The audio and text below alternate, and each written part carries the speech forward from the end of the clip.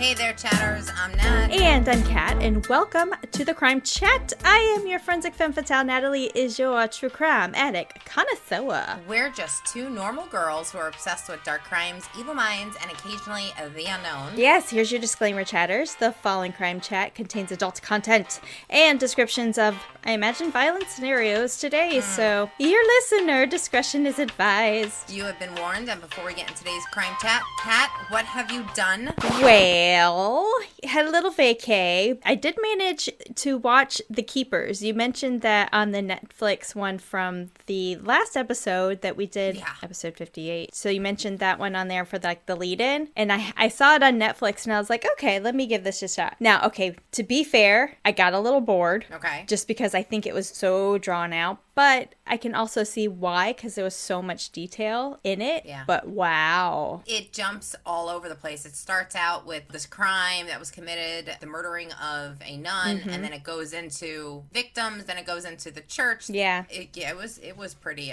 scary. Yeah. Well, and then my husband kind of picked up and started watching it a little bit with me. Once the women, who were in their 60s or something now, right? Yeah. Were talking, and he's like, oh, he raped women? And I was like, well, there was some boys in there too, so Yeah. That priest is probably rotting in hell somewhere. Of course. Yeah. So in the middle of bringing all of this up and taking him to civil court because they were doing lawsuits for the civil court because statute limitations, the judge determined that the recalled memory time frame, so if they recalled a crime happening within a year, even though it might have happened 20 years prior, but they only remembered it in the last year, they went to court originally to see if the statute of limitations could be waived based on recalled memory.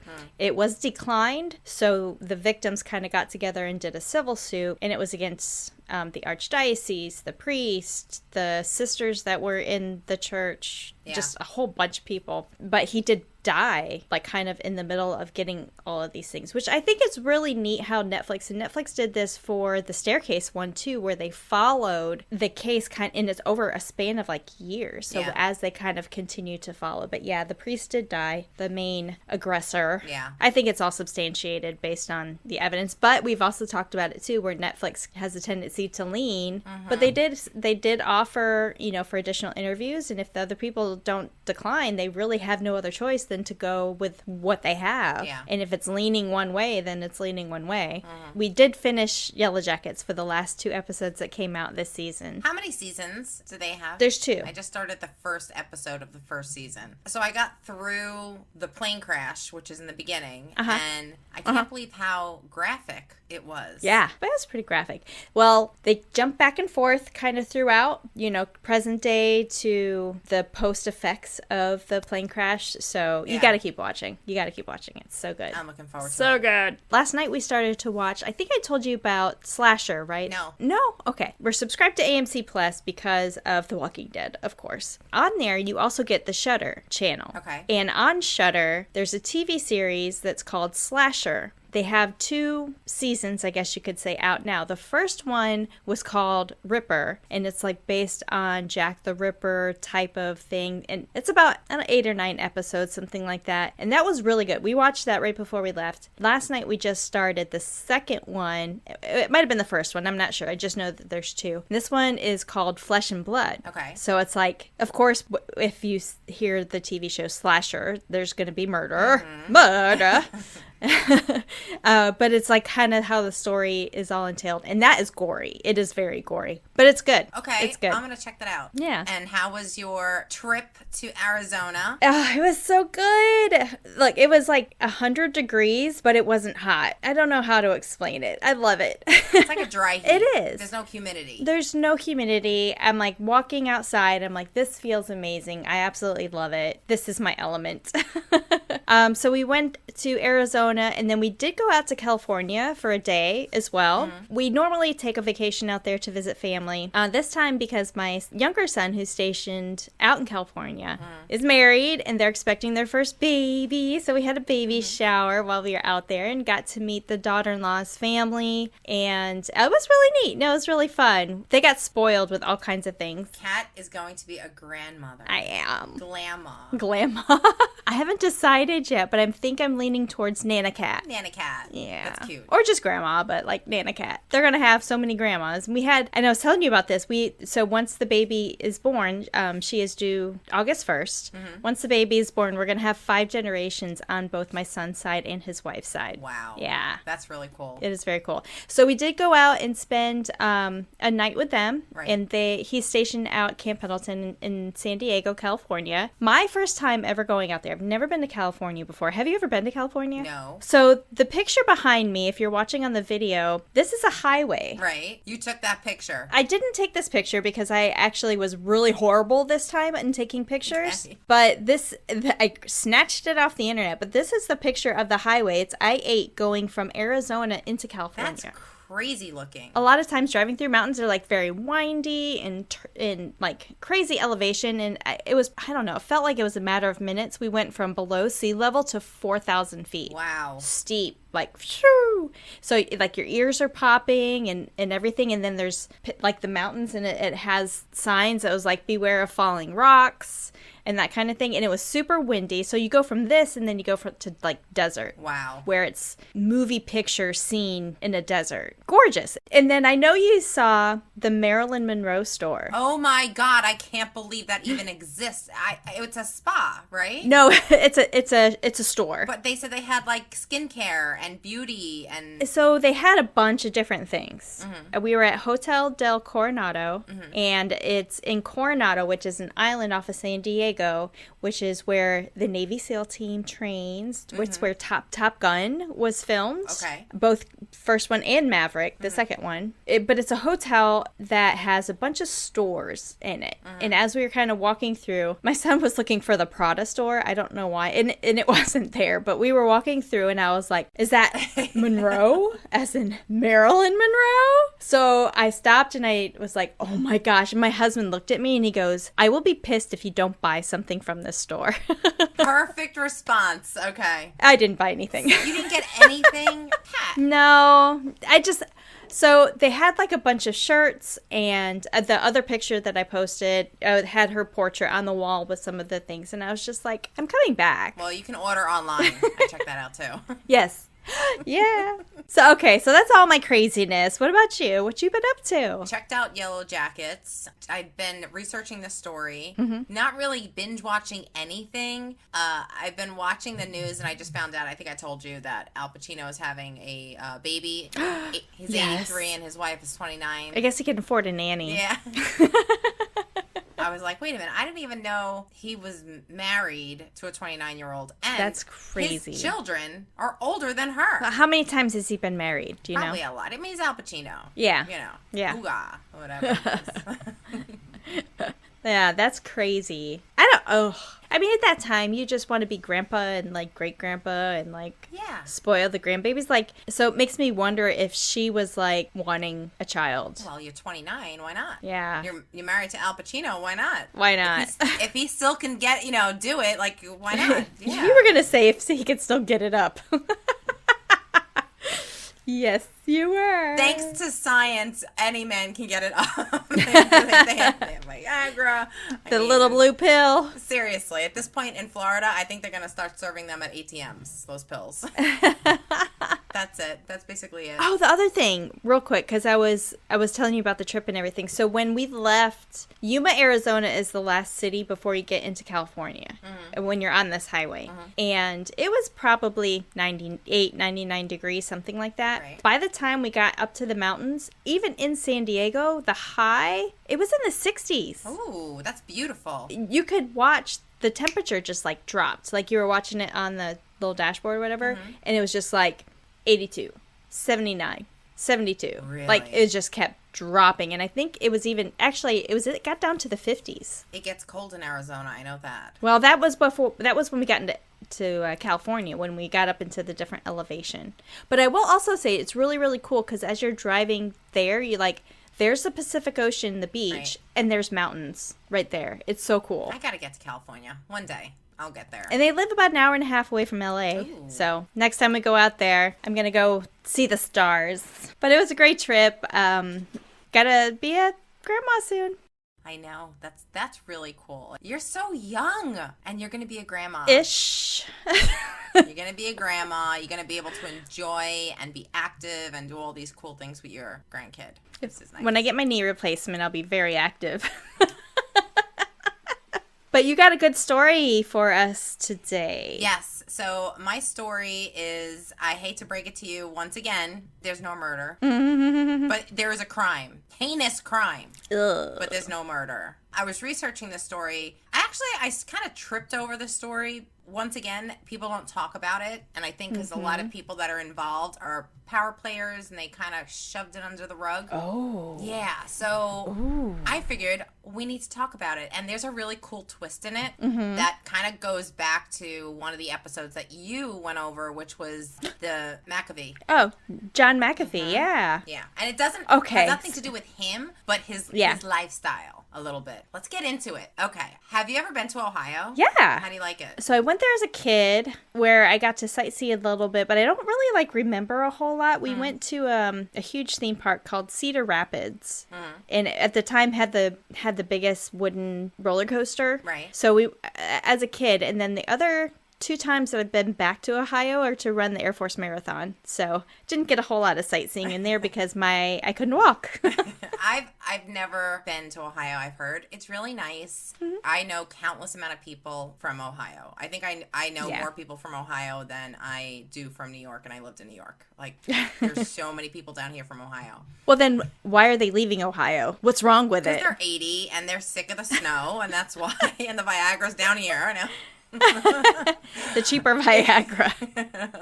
Ohio is a state located in the Midwestern region of the United States. Ohio is bordered by Lake Erie, Pennsylvania, West Virginia, Kentucky, Indiana, and Michigan. Did you know that? That's a lot of neighbors. It's got a lot of borders. Yeah.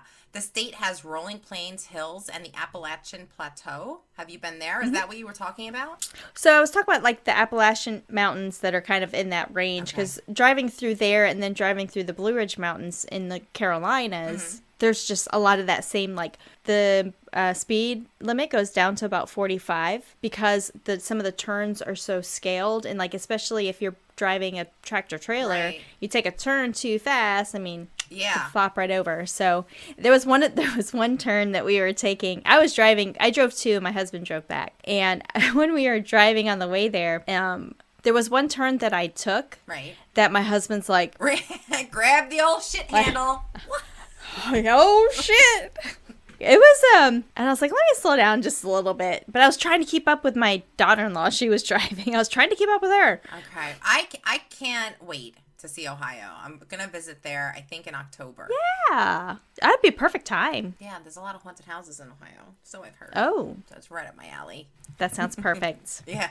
So the capital city is the largest city, and that's Columbus. Columbus is a major center for business, government, education, and culture. Ohio has a diverse economy with major industries including manufacturing, healthcare, finance, education, and agriculture. The state is home to numerous Fortune 500 companies, which has a strong manufacturing base, particularly in the automotive, aerospace, and steel sectors.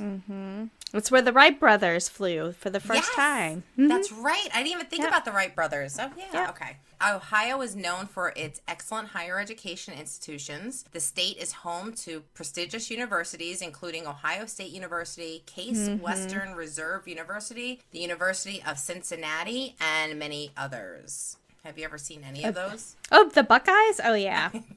The Buckeye. Oh. The OSU, yes. Oh, my God. Ohio State University. The Buckeyes. Their band is actually one of the best collegiate bands.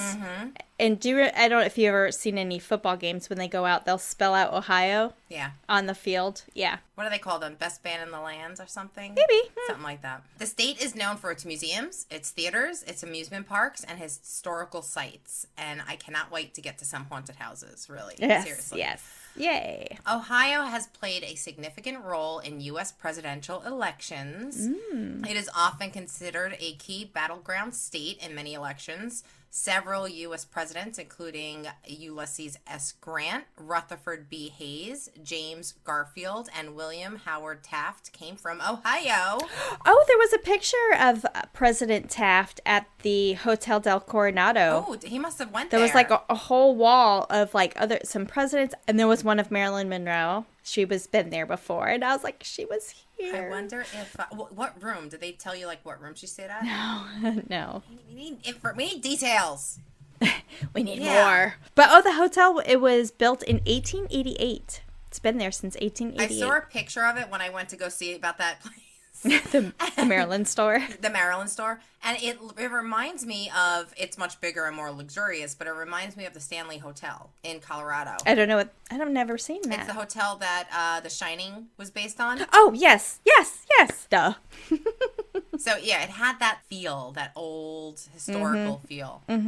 So these are some highlights about Ohio. The state has a rich history, a diverse population, and offers a range of cultural, economic, and natural attractions for residents and visitors alike. But today's chat is going to be about one of Ohio's favorite pastimes, football. Foosball. Do you like football? Yeah. So I don't watch football as much as I used to. I was, grew up as a cheerleader for football and basketball. Yeah. And you got into the game. But I mean, if you go to a game, it's so, as we talked about before, like there's so much more fun and you get like much more encapsulated in everything when you're there live versus watching it on TV. Yeah. Oh, well, like we'll watch the Super Bowl but we really don't watch NFL anymore just because it's, they're bitches.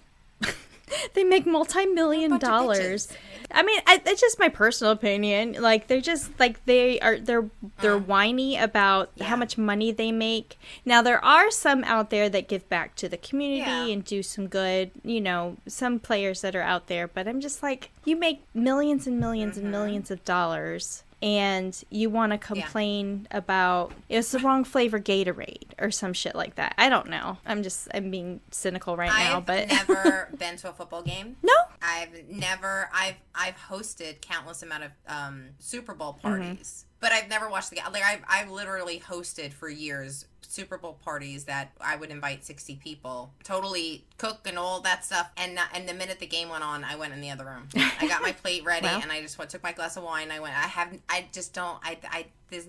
know. I never got that bug where I was like on that football craze. Yeah. Well, Ohio has a strong sports culture, passionate about professional and high school and college leagues, especially in football. Mm-hmm. The state is home to teams in the National Football League, the Cleveland Browns, the Cincinnati Bengals, and the Major League Baseball, which is the Cleveland Guardians and the Cincinnati Reds. They used to be the Cleveland Indians, but they had to change their name. I know. Well, one of the best movies, baseball movies ever, with Charlie Sheen, and now I can't think of the name of it, where he was the pitcher. Major League, yeah. Yeah. One of the best movies, the Cleveland Indians. They also have a National Basketball Association, the Cleveland Cavaliers. You know them? Mm-hmm. You went to basketball? Yeah, so I was really into basketball for a long time and followed players and that kind of thing, but I not so much anymore. Yeah. Well, if anything, we do baseball. Okay, baseball's good. I mean, baseball for me is easier to watch than any other sport. Well, when we were at the baby shower, the guys actually went to a Arizona Diamondbacks Boston Red Sox game. And my husband and brother, and they're all Boston Red Sox fans. Right. And so, you're going to a home game, but you're for the opposing team. But they said that in the stands, there were more Boston Red Sox fans than there were Arizona Diamondbacks. I'm just not a sports fan. I don't know. No sports ball here. No. Football holds a significant place in the state of Ohio. High school football is immensely popular. Ohio is known for its strong football traditions and boasts some of the most successful high school football programs in the country. Ohio college football is home to several notable college football programs. The Ohio State University Buckeyes, located in Columbus, have one of the most successful and passionate fan bases ever.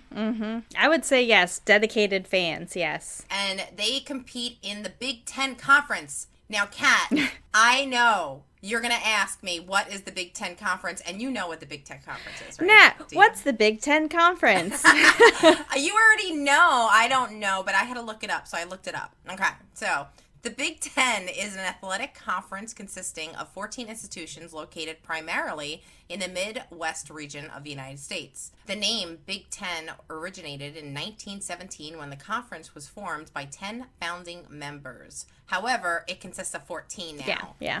And those 14 are the University of Illinois, Indiana University, Bloomington, University of Iowa, University of Maryland, University of Michigan, Michigan State University, University of Minnesota, University of Nebraska Lincoln, Northwest University, Ohio State University, Pennsylvania State University, Purdue University, Rutgers University, the University of Wisconsin-Madison. Like one of their campuses, like the main campus, I would say, is probably in Madison because it's the capital of Wisconsin. Yes. So the conference organizes regular season games, championships, and tournaments, and is also known for its intense rivalries and passionate fans with matchups like Ohio State-Michigan football games, which I know is a big thing. Yes. Because when they play down here, like these people, people down here go crazy. Yes. The Indiana-Purdue basketball games. I don't know anything about them. Yeah. Overall, football brings communities together, fosters fierce rivalries, and is deeply cherished by fans throughout the state. Our crime takes place in Steubenville, Ohio. Have you ever been there? No, I don't think so. Okay. All right. Steubenville was established in 1797. The town was named after Fort Steuben, which was built during the American Revolutionary War. Steubenville quickly grew as a center for trade and transportation due to its location along the Ohio River. In the 19th century, Steubenville experienced significant industrial growth. The town became known for its manufacturing industries, including iron and steel production, glassmaking, and pottery. Sounds like a fun place to live. Yeah. The Ohio River played a crucial role in the development of Steubenville. When it comes to this case, it's Steubenville. But anyway. Okay. The Ohio River played a crucial role in the development of Steubenville. It served as a major transportation route, allowing goods and people to move in and out of the city. Steubenville has a rich educational and cultural history. The history is home to several institutions of higher education, including University of Steubenville, a predominant Catholic university. The Keepers just comes to mind. I know, the Keepers, yeah. Steubenville also it sounds like you're saying Stupidville. It does. It's my New York accent. It is what it is. Steubenville also has a vibrant art scene with galleries and theaters and community events. I can't wait to, you know what, we're not going to go to Steubenville, but. It'd be stupid to go to Stupidville. I don't.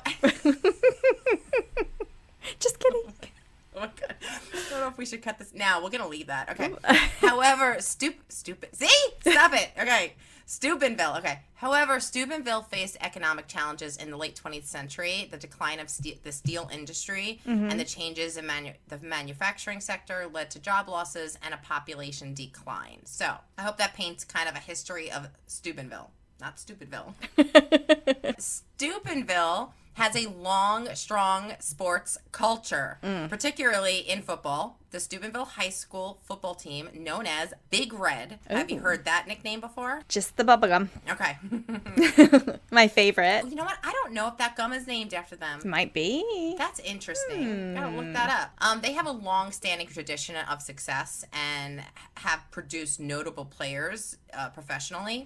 The Steubenville community, like any other community, is composed of diverse individuals with various backgrounds, beliefs, and values. The case we're going to go over brought both positive and negative attention to the community, and the opinions were divided on how the community responded to the incident. Many critics argued that aspects of the Steubenville community, particularly its football culture, may have contributed to an environment where the actions of some individuals involved were either condoned, ignored, or covered up. There were concerns about the potential culture of entitlement, loyalty, and the protection of predominant athletes. I think that goes for every sport. Yeah. You get that attitude. Big in Texas. They feel like gods. Yeah. Yeah. You know? However, before we get into it, it is important to remember that not all members of the community supported the actions of those implicated in this case. Many individuals in Steubenville condemned what happened and helped sort out justice for the victim. So, let's get into the case. Ugh.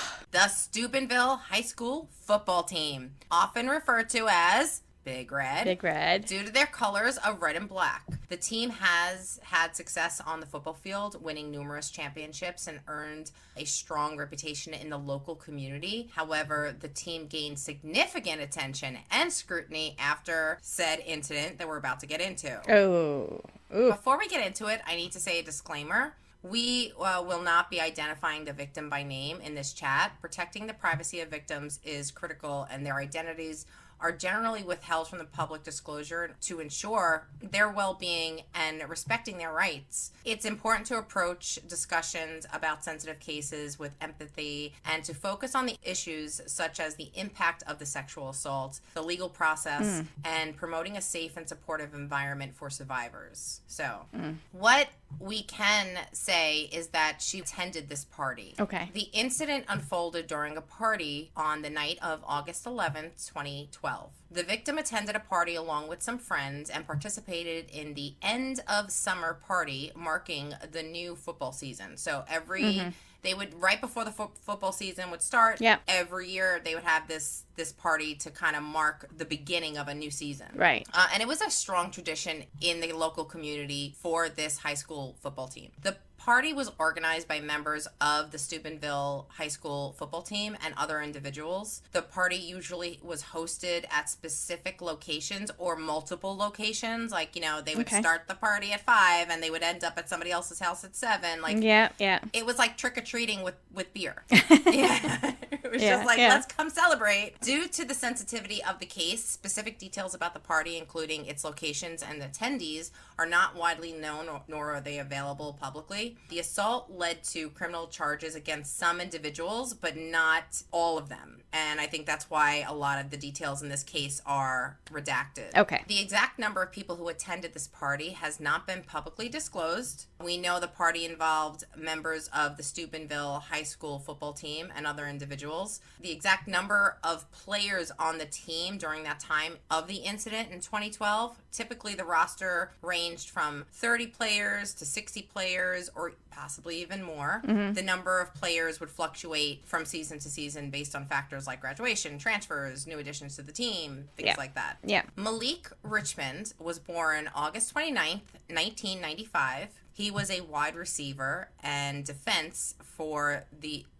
He was a wide receiver Sports ball. and a defensive end for the team. A defensive end? Is that correct? Yeah.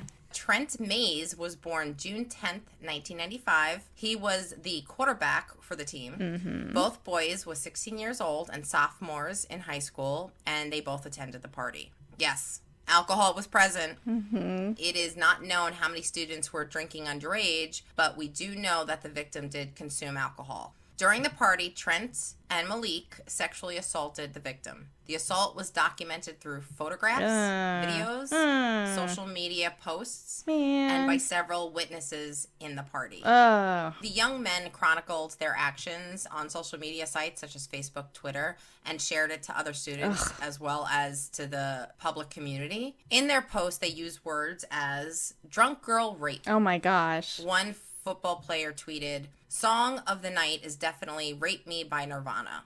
The next tweet went out, "Some people deserve to be peed on," and claiming they urinated on the young unconscious girl. Another picture entitled "The Dead Girl." The victim was taken home by friends the next day, and she started to receive calls and messages from her friends and people who know her saying like, "Have you seen the post yet? Have you seen what's going on?" It's all in the community. They showed her what was out there publicly. She then realized what had happened to her the night before. She told her parents, and they took her down to the Steubenville Police Department to file a report. And I guess in a small town, people heard that the victim actually went to the police department, I guess they saw the car pulling up. She was giving her statement, and immediately the members of the team involved deleted all their posts about the night before, thinking they were going to get away with it. That's why you screenshot that shit. We're going to get into it. However, a local blogger named Alexandria Goddard noticed the post right away and made copies, screenshots of everything, and then publicized them on her website, prettyfield.com. She was on the case really early on. She's from Steubenville, Ohio, and like most locals, she follows the football team and on all their platforms and all the new players and stuff like that. She actually traced the tweets from the football players and the athletes. She did a lot of work, like a lot of detective work. The local community also followed her as well because she was blogging about like the high school football and all this stuff. Right. A lot of the neighborhood just followed her for like, that was like their kind of their news update on what's going on. Right, So when they opened up their blog and saw what the hell she was posting. Oh my gosh. The local community noticed that, holy crap. And they started leaving comments. A lot of people were weighing in, and they were either saying, yes, this is a football crazy town and something needs to be done about it. Or they were actually blaming the victim for what happened. And this divided the town in half. Sure. The amount of people that said this is terrible, an equal amount of people was saying, well, she was in a weird place, that whole thing. Yeah, victim blaming. Yeah. She shouldn't have been drinking. She shouldn't have been wearing what she was wearing. Right. Many Steubenville locals criticized Goddard's for posting all this information, saying that this brought negative public attention to their beloved football team. Like this was their great. Ugh. The head football coach, knowing full well what happened, refused to bench his players and advised them to delete any incriminating messages. The police launched an investigation right away. However, there are allegations that the initial response by law enforcement was inadequate and that the evidence might have been mishandled or overlooked.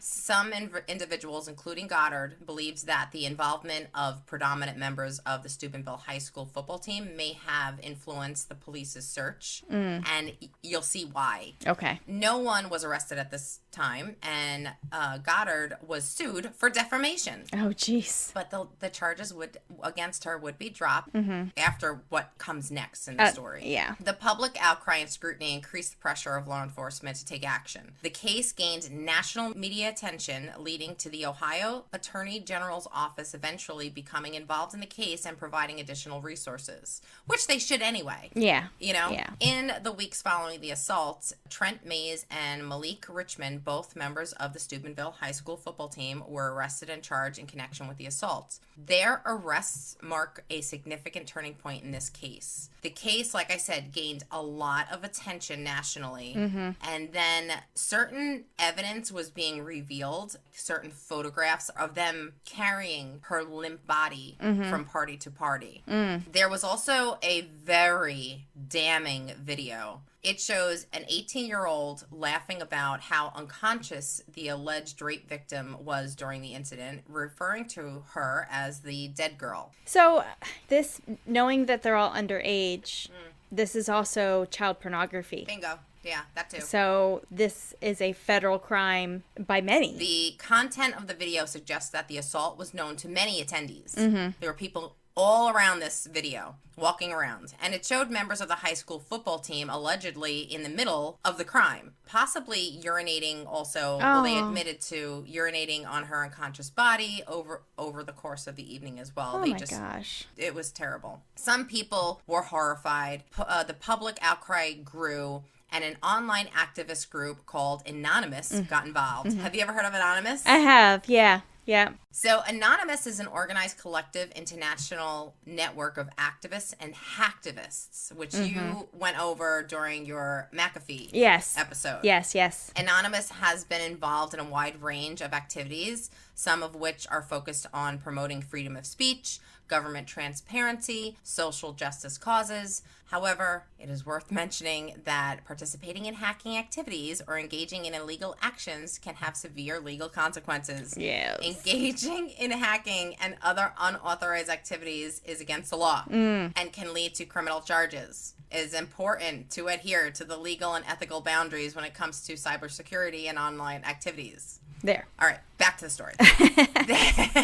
They launched the investigation into the case themselves, seeking justice for the victim. Now, in the video, it shows the crime is still in process, like it's still going on. The video has a number of people implicating themselves. The video shows them stating, "She was raped more than the Duke lacrosse player raped." The Duke lacrosse reference here refers to an incident that occurred in 2006 involving members of the Duke University men's lacrosse team. It was alleged that several members of the team sexually assaulted an exotic dancer they hired for a party. However, it was later determined that accusations were false and the case was eventually dismissed. The incident received significant media attention and sparked a national debate about issues such as rape, privilege, and the presumption of innocence. It also raised important discussions about the importance of due process, media coverage, and the handling of sexual assault allegations. Anonymous launched a campaign to unmask the football player. All right, you're gonna love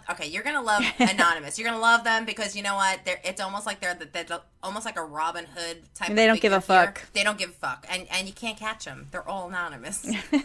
The group hijacked the football team's website and threatened to release the personal data of the school officials, the coaches, and every player on the team if those involved in the rape do not publicly apologize. Damn. I know. Anonymous operated 3 separate entities that coordinated together. The cyber action known as the NightSec, the ground protests, which they organized in the community called Occupy Steubenville, and then there was a third, which was almost like the disclosure platform, which they put out the evidence. Okay. With Anonymous campaigning, the New York Times wrote an article uncovering what had happened to the 16-year-old girl. They did disclose her age, who was from neighboring town in West Virginia, so she wasn't even from there. No. Oh my gosh. Yeah.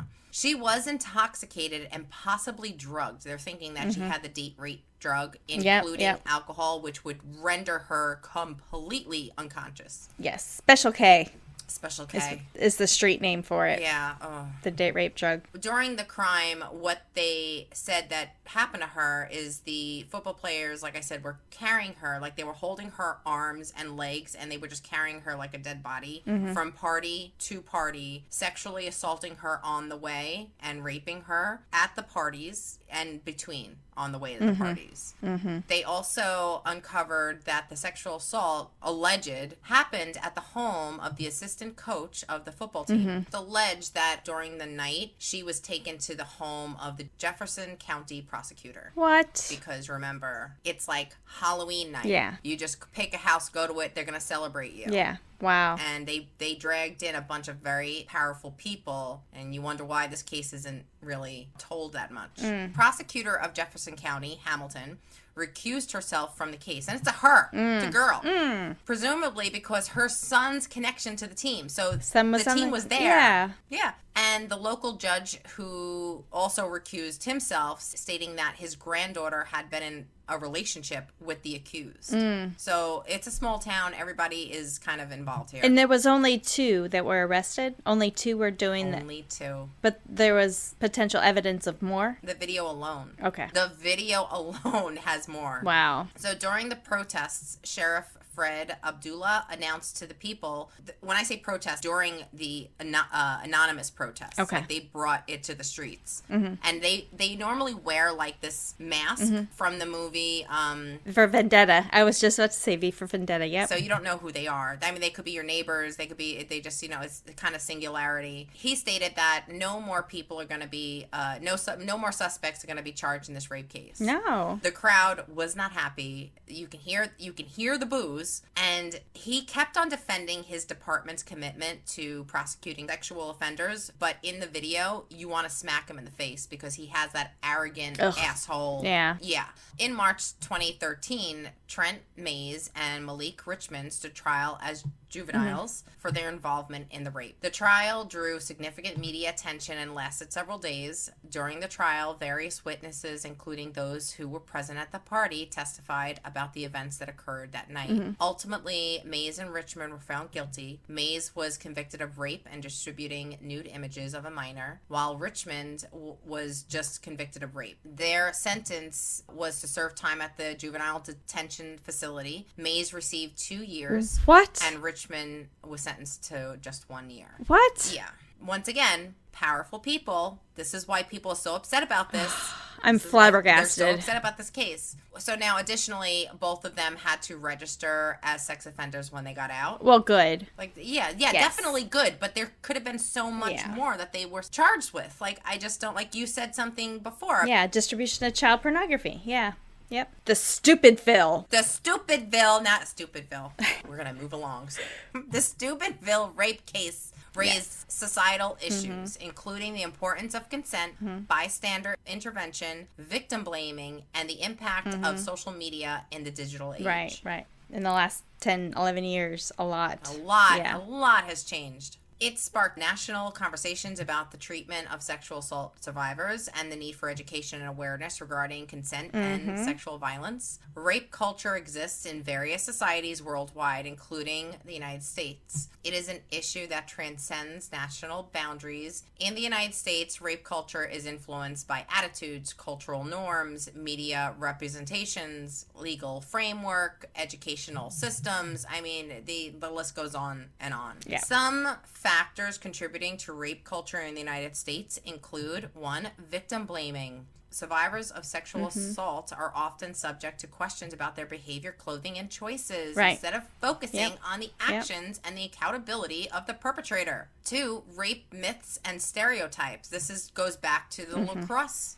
case where, well, she's a sex worker. You can't rape a sex worker. Oh, yeah, you can. 3, media influence. Media representations can perpetrate harmful narratives and reinforce gender stereotypes that normalize trivializing sexual violence, 4, legal and institutional responses. The way sexual assault cases are handled by the criminal justice system and institutions can contribute to the culture that discourages survivors from reporting. I mean, like at one point, I think there was a case, I want to say in Boston, where the survivor had to be questioned as his, he was acting as his attorney. He's representing himself. Yeah. How do you do that? And 5, consent education and prevention efforts. While progress has been made, there is still a need for comprehensive education programs that address consent, healthy relationships, and respect. Football and other sports has a presence of the rape culture surrounding it. The ways in which attitudes, behaviors can enable sexual violence and contribute to a harmful environment, such as hypermasculinity. The culture of football often promotes, and this is kind of like this harmful notion of power, dominance, and entitlement. Team loyalty and silence. Yes. The strong sense of loyalty and camaraderie within football teams can sometimes lead to culture of silence and cover-up. 3, influence of the media and fan culture. Media coverage and fan culture surrounding football can contribute sexist language and the devaluation of consent. Yep. And the power dynamics and unequal treatment. In some cases, athletes receive special treatment or are shielded from the consequences due to their athletic status, perpetrating a sense of entitlement. And this is like where, because, the high school team is so popular and brings in so many fans and we make so much money that we have to protect them because they are our method of income and wealth. That's why I think they should make a significant, drastic example of these people. Like, not in our town. You mess with that, you're no longer on the team. Yeah. Like, there should be a heightened sense of, no, you don't behave this way. Right. And I think people would be better off for it, but no.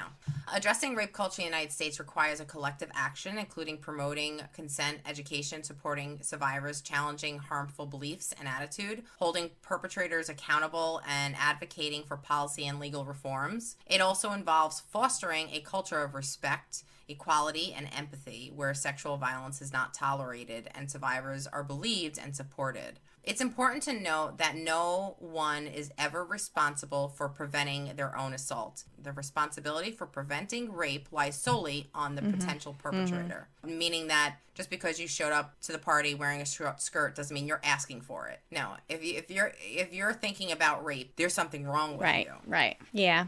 I mean, and you don't go to a party or a club or something that says, please rape me.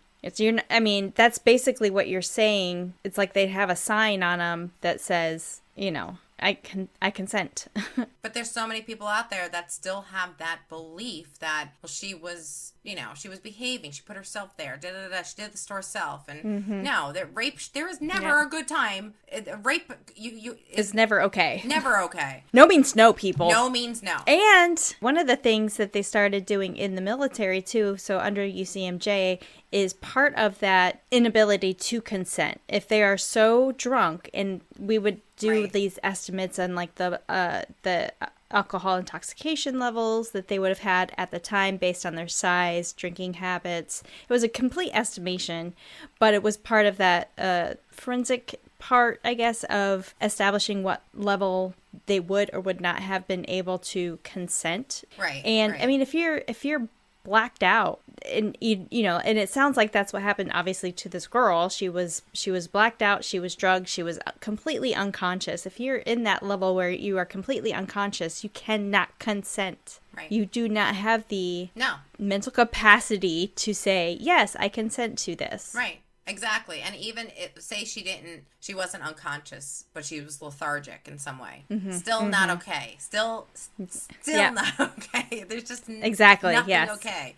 And this goes for both ways, men and women. Yes. Here are some steps that you can take to enhance your personal safety. 1, trust your instincts. Listen to your gut feelings and intuition. If a situation or a person feels uncomfortable or unsafe, remove yourself from that environment. Yep, that's why we have, what are they called? The wingman. You have somebody with you. Right. And even if your friend says, oh no, this is okay, this is okay, he's fine, he's going to take me home, or whatever, and you're that wingman, nope, do not allow it. Nope. No. 2, be aware of your surroundings. Stay alert, especially in unfamiliar or isolated areas. Never leave your drink. Nope. 3, travel in groups. And they say well-lit areas, but, if possible, if you're traveling around or whatever, be with trusted friends. Yeah. And also share your plans with somebody that you trust. Like if you're going somewhere, text somebody, I'm going to be here, or a family member, so that, if you're going out alone, at least somebody knows where you're at. Right. Be mindful of your alcohol consumption, okay? And avoid accepting drinks from strangers or leaving, like Kat said, do not leave your drink unattended. Yes. Alcohol, although it's fun, all this, but they were underage drinking, which is not allowed. But as adults, alcohol is fun and all that, but it does impair your judgment, and it can make you more vulnerable. 6, learn self-defense. Go take some kick-ass classes. I train you. Yeah. Go learn how to punch. Go learn how to kick. Seriously. 7, report suspicious activity. If you witness or suspect any suspicious, dangerous activity, notify law enforcement immediately. So, thank God her friends told her what was going on. Yeah. So she could within 24 hours, take the next steps to go to the police, although they had their own issues going on. Yeah. But remember, these precautions can help minimize the risk, but they do not guarantee your safety. Right. It is important to foster a society where consent and respect are valued and where the focus is on preventing perpetrators' actions rather than placing the burden on the potential victims. Yeah. So stay safe, everyone. And that's my story about Steubenville. It is Stupidville. Right? I'm sorry, oh my Ohio. Gosh. Yeah, sorry. Not a good look for you. Yeah. I think one of the biggest things, it is a cultural issue. It is a societal issue where you have to change the whole mentality. And as long as there's people who still believe that she was asking for it or he was asking for it, then that's good. That's the biggest challenge. Yeah. You're not going to change people's minds overnight on how they look at a certain situation or scenario. Right. And what's really disappointing here is that the adults in the room were so afraid of their own ass because bottom line is that coach, he's he works at the school. He knew what was going on, and he protected his players from any, like, you know what? No, that's not why you're there. That's not why you're there. Well, I mean, even then, my God, they knew that they were all underage drinking, and I get it. It happens, high school parties, underage drinking, right? But when you are hosting that, you then become liable and responsible for what happens. Right. And if that party, that trick-or-treat time, it was your time for your house and you're hosting them, you are then responsible for all of those underage students, children, that in their behaviors. Yeah. And I say, hell no, not my house. Nope. Nope. I hope the victim is finding a sense of peace and has, I know that you really can't move on from this, but you can heal. But, you know, she'll never forget that. No, God, no. That's trauma for life. Trauma for life. It is important to talk about it, because if we don't talk about it, then you have an assumed understanding that people also have the same mentality as you do, and they just don't. Right. No. And I think sometimes these cases are hard, just as hard as a murder case, because the red flags are everywhere, and the decisions that people make in them are just so disgusting and just so vile. It's unfortunate that more people didn't get arrested. I want to thank Anonymous for doing what they can. Pushing the issue. Pushing the issue. That's amazing. And there's a video of them doing this. Like, they have it on their channel. And I watched it a couple of times. And I'm like, you know what? Anonymous, I think they said, is made up of like 9,000 cyber, like, hackers or activists. Hacktivists, yeah. You know, and they get arrested and all the time. But it just seems like, you know, we're in the cyber age, and they're really good at what they do. Maybe they need to give them a job instead of arresting. I'm sure a couple of them have worked for some higher up, you know. Yeah. Well, because we don't want to leave you hanging, chatters, for more information on this case, please check out After That Crime Chat, only available on Patreon. And don't forget to follow us, Crime Chat with Nat and Kat, on Facebook, Instagram, YouTube, Twitter, TikTok, to see what we got coming up. Remember, Crime Chat with Nat and Kat, when you become a chatter to our Patreon, you'll have full access to bonus episodes, behind the scenes, bloopers, and free merch. Check out some merch in the works. Yes, and be sure to check out our next episode. We will have a guest, and we'll have a little bit of the deep blue sea. Yes, you don't want to miss it. We'll see you next time, chatters. Bye!